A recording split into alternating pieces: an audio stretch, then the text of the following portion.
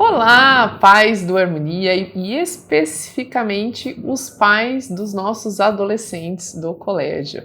É uma grande alegria poder estar com vocês nesse projeto de formação de pais de adolescente. Confesso que está sendo muito interessante para mim, porque já sou mãe de uma adolescente, né?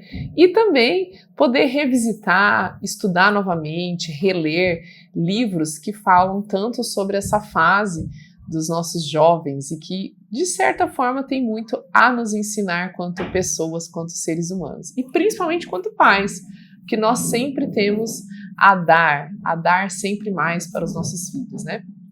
E não só dar coisas, mas dar aquilo que está no nosso coração, na nossa vontade, na nossa inteligência.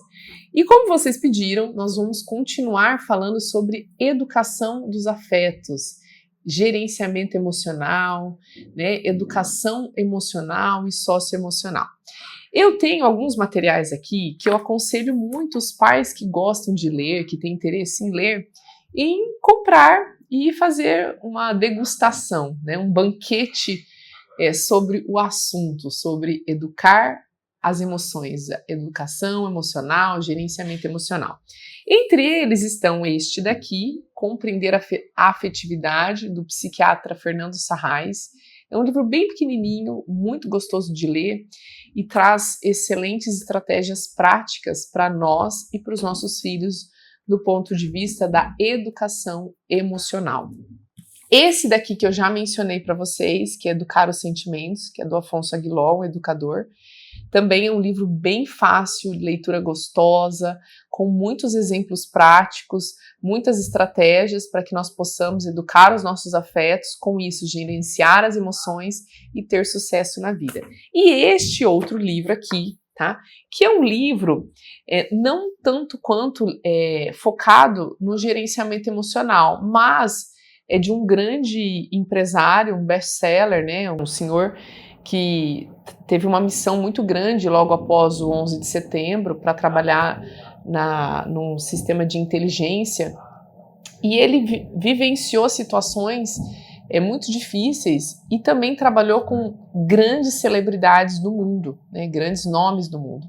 E ele então descobriu que ele podia aprender muito com essas pessoas. E ele desenvolveu, neste livro chamado Pensamento Eficaz, ele estudou 4 padrões. Entre os padrões que um ser humano apresenta, que o impede de ter um pensamento eficaz, de ter um sucesso na vida e até mesmo desfrutar da verdadeira felicidade, estão os padrões da emoção, o padrão do ego, o padrão social e o padrão da inércia. Então ele vai discorrer esses padrões e depois ele vai trabalhar uma série de estratégias concretas, ações que podem fazer com que nós superemos e eduquemos esses padrões a favor dos nossos propósitos, do nosso sucesso e da nossa felicidade, tá bom? Eu fiz alguns recortes para nós falarmos um pouco mais sobre esse tema, que eu sei que os pais ficam um tanto quanto preocupados quando não sabem lidar com as emoções dos filhos. Então, nós já falamos nas aulas passadas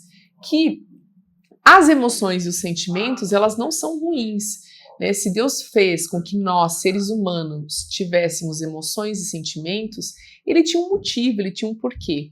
O problema é quando as nossas emoções não estão educadas, quando elas não são gerenciadas, né? E aí isso gera uma desordem, e essa desordem das emoções é que geram comportamentos, atitudes inadequadas, e por vezes até podem gerar doenças, né, como ansiedade, depressão, entre outras, que acometem tanto os nossos adolescentes. Então o objetivo aqui é retomar com eles que sim, todos nós temos raiva, todos nós sentimos tristeza, todos nós temos inveja, todos nós temos movimentos às vezes que nos levam a ter pensamentos e atitudes ansiosas. O mais importante de tudo isso é sempre a gente procurar entender o que nós estamos sentindo, o porquê nós estamos sentindo e o que essas emoções e esses sentimentos, quando eles não são identificados, né, quando eles não são nomeados e orientados, eles podem causar do ponto de vista negativo. Agora, quando a gente sabe o que a gente está sentindo, por que nós estamos sentindo, nós temos a oportunidade de orientar as nossas emoções conforme a nossa inteligência. Então, a grande virada de chave, a grande virada de perspectiva é ensinar os nossos adolescentes que, além das emoções e dos sentimentos, eles têm a inteligência, eles têm uma capacidade de raciocinar, inteligir na realidade. E uma vez que eles têm essa capacidade de raciocinar, eles podem orientar essas emoções, eles podem educar essas emoções de forma que eles se sintam bem e com isso tenham bons resultados na vida, tá bom? O grande psiquiatra Fernando Sarrais, deste livro, ele fala o seguinte, que para satisfazer as suas necessidades materiais, psicológicas, o ser humano, desde que nasce até morrer, necessita dos demais. Nós necessitamos viver com os outros. Aristóteles, num livro muito fantástico chamado Ética Nicômaco, ele dedica um trecho dizendo que o ser humano é um animal racional. E por ser um animal racional, uma das suas habilidades é se relacionar. Então, além de ser um animal racional, ele é um animal que precisa das relações humanas. Ele é um animal relacional, então ele está o tempo todo buscando relações. Por isso, ele vive em sociedade, né? Para que a convivência com os outros seja positiva, é necessário aprender habilidades sociais, isto é, desenvolver a sociabilidade. Essa é uma característica muito importante da personalidade e, em poucas palavras, consiste em saber relacionar-se com os outros de modo que a convivência seja mais agradável e menos desagradável possível. Por que eu trouxe esse trecho para vocês? À medida que nós formos educando as nossas emoções, ajudando os nossos adolescentes a educarem as emoções deles, certamente eles terão convivências muito mais agradáveis do que desagradáveis. Isso não quer dizer que eles não terão problemas, que eles não terão dificuldades, frustrações. Todos nós estamos inerentes a isso, né? Todos nós vivenciaremos situações adversas. Porém, quando nós temos habilidades, conhecimento para lidar com as nossas emoções, nós certamente teremos o quê? Uma capacidade de gerenciá-las. E quando a gente gerencia elas, nós usamos da nossa inteligência, do nosso padrão racional, para que, orientando as nossas emoções, nós tenhamos melhores resultados na nossa vida, tá? E ele fala que a necessidade que um ser humano tem de compreender isso, ela é muito necessária, né? Então, como ele disse aqui. E eu parafraseei, né? Eu refiz um trecho do livro e incrementei com a minha experiência que eu vivo aqui na escola, né? Como educadora, não só como na escola, né? Como educadora, mas como mãe também, esposa, filha, né? Educadora de professores, de pais, mães, crianças e adolescentes. Sempre quando eu vejo um comportamento desajustado, não só no outro, mas em mim, por trás desse comportamento desajustado, dessa atitude inadequada, existe sempre uma emoção, um sentimento que não foi identificado e não foi elaborado. E como ele não foi identificado, não foi elaborado, ele não foi educado. E aí muitas vezes as pessoas acham, né, que somente corrigir o comportamento errado de forma bastante superficial e objetiva, nós iremos resolver aquele problema. E não. Talvez nós tenhamos que nos aprofundar mais no que gera aquele comportamento inadequado, no que faz com que aquela pessoa haja com aquele padrão, não só do ponto de vista de comportamento, mas um padrão emocional. Por isso que é necessário nós nos aprofundarmos no estudo das emoções. E aí eu trouxe um trecho também de um outro livro muito bom, chama A Bailarina de Auschwitz. A Bailarina de Auschwitz, ela é uma senhora que escreveu esse livro, chamada Edith Eger. Ela viveu num campo de concentração durante alguns anos e ela sobreviveu, e depois que ela sobreviveu a todas aquelas situações desagradáveis, desumanas, depreciativas, ela resolveu estudar então como que era possível pessoas passarem por aquela situação tão entristecedora, tão desumana, e depois encontrarem ainda um sentido na vida. Muito parecido com o Viktor Frankl, que é um psiquiatra também, que estudou, que se inspirou nisso para buscar o sentido da vida. E a Edith Eger, ela traz uma questão muito importante para nós refletirmos aqui. A verdade é que teremos experiências desagradáveis na vida, cometeremos erros e nem sempre conseguiremos o que desejamos. Isso faz parte do ser humano. O problema do nosso sofrimento constante é a convicção de que o desconforto, os erros e as decepções sinalizam algo sobre o nosso valor. E acreditar que merecemos todas essas coisas desagradáveis de forma proporcional. Me esclareceu sobre o quanto interiorizamos sentimentos negativos sobre nós mesmos e os comportamentos negativos e autodestrutivos que acompanham esses sentimentos. A crença, essas crenças que muitas vezes podem nos paralisar, irá determinar nossos sentimentos e influenciar nossos comportamentos. Então, para mudar o comportamento, devemos mudar o sentimento. E para mudar o sentimento, devemos mudar o pensamento. Ou seja, gravem aí que nós precisamos explicar para os nossos filhos. Existe pensamento, existe sentimento e comportamento. E essas três dimensões, elas estão totalmente conectadas. Conforme nós pensamos, conforme nós interpretamos o mundo, isso vai ser o quê? Alimento para as nossas emoções e isso será alimento para as nossas atitudes e comportamentos. Veja, mostrar para um adolescente que todos nós teremos experiências desagradáveis, momentos difíceis e frustrações é algo necessário. Não só mostrar, mas permitir que eles vivam isso. A virada de chave está quando nós ajudamos o nosso adolescente a viver este momento difícil. E como que a gente pode ajudar eles? Primeiro, entendendo que não são somente eles que vivem aquelas situações. É claro que a gente não pode medir o sofrimento do outro, porque é uma coisa muito personalizada, e muito individual.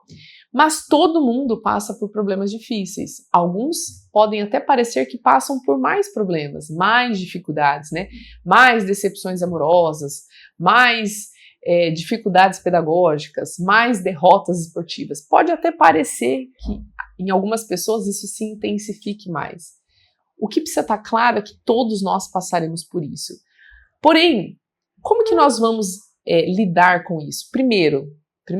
Anotem aí, Primeiro, descrevendo que não somos somente nós que passamos por experiências desagradáveis e frustrações. Todas as pessoas no mundo passam por isso, mesmo que não fique evidente para nós, mesmo que não fique claro. Segundo ponto, que nem todas essas situações desagradáveis, esses sofrimentos, eles são propositais e nós merecemos eles, mas que por vezes eles acontecem. Então, nem todos os sofrimentos, nem todas as adversidades, elas são propositais, isso tem que estar claro, e nem sempre nós merecemos, mas por vezes nós precisamos passar por elas, por essas adversidades, para que nós amadureçamos, para que nós desenvolvamos, para que nós possamos desenvolver muitas vezes a paciência, a resiliência, a capacidade de esperar, de ser forte, a capacidade de pensar mais, de raciocinar e não só agir pela emoção. E segundo, entender que nem toda experiência negativa na vida ela é definidora, ela é algo extremamente definitivo. Não. Por vezes as experiências negativas elas podem ser uma abertura para que nós cresçamos, para que nós aprendamos com ela. E aí quando a gente passa por aquele problema, a gente vai lá e fala, puxa, eu venci. E eu uso essas estratégias que eu trabalhei ali para vencer aquele problema, para alimentar outros problemas que surgirão, para que eu alimente, não um problema, mas para que eu alimente recursos para resolver outros problemas. Então, é necessário que nós mostremos para os nossos adolescentes que nós podemos ter crenças ruins, que nos paralisam, e crenças que são boas, que vão nos mostrar uma perspectiva sempre de tentar resolver as coisas. E que isso vai... e como que nós vamos entender, né? À medida que nós interpretarmos o momento que nós estamos vivendo. Então, quando nós vivemos uma desilusão amorosa, quando nós vivemos um problema de amizade muito significativo na adolescência, uma derrota esportiva, dificuldades pedagógicas, nós precisamos escrever com esse adolescente qual é o problema, né? Qual é o problema que está me incomodando? Então lá, amizade, desilusão amorosa, dificuldade numa matéria específica, química, física, ou então uma dificuldade num esporte. Então escreva qual é o problema. Segundo, escreva qual sentimento esse problema mais deixa evidente em mim. Tristeza, raiva, medo, escreva ali. Então agora você já sabe qual é o problema, agora você já sabe o que você está sentindo e agora você vai colocar quais caminhos você tem para trabalhar com isso. Colocar em prática para o adolescente quais são as perspectivas. Olha, já que você está com esse problema e está sentindo isso, nós temos dois caminhos. Um caminho que é viver o problema, sem procurar soluções, e um caminho que é orientar essa emoção, orientar este problema, né? Ou seja, orientar as nossas ideias, os nossos pensamentos, para que eles ressignifiquem esse sentimento que eu estou sentindo, que por vezes é ruim, e para que ele gere bons comportamentos e atitudes, e por fim eu consiga superá-lo. Quando eu monto esse esquema com o meu adolescente, nossa, Thalita, mas eu vou ter que botar num papel? Sim, né? Às vezes a gente tem que colocar num papel para que eles visualizem e organizem tudo que está passando dentro da cabeça deles. Quando nós escrevemos e quando nós falamos, nós estamos procurando o quê? Nos organizar. Por que às vezes o adolescente fala sem parar? Porque ele está procurando uma maneira de resolver um conflito ou uma desordem interna. E aí quando ele fala, e a gente põe isso num papel de forma sistemática e organizadora, mas de forma simples, nós estamos dando uma perspectiva para que ele olhe para isso, enxergue o quê? Uma solução e incorpore isso nas suas ideias, e incorporando isso nas suas ideias, certamente ele vai incorporar isso nas suas emoções e também nas suas atitudes. A aula de hoje era isso. Eu queria trazer para vocês essa ideia, né, essa estratégia de vocês ajudarem os seus adolescentes a se organizarem. Então, sempre lembrando, filho, qual é o problema que você tem? O que você está passando? Escreva, problema, né? Depois, escreva, o que isso está me gerando? Está me gerando medo, raiva, tristeza? Está me gerando comportamentos, o quê? Agressivos, preguiça, desânimo. E agora nós vamos definir propósitos para que a gente consiga pensar sobre o problema, né? Ter ideias claras sobre esse problema, para que essas ideias orientem as nossas emoções e com isso eu tenha bons comportamentos e atitudes, tá bom?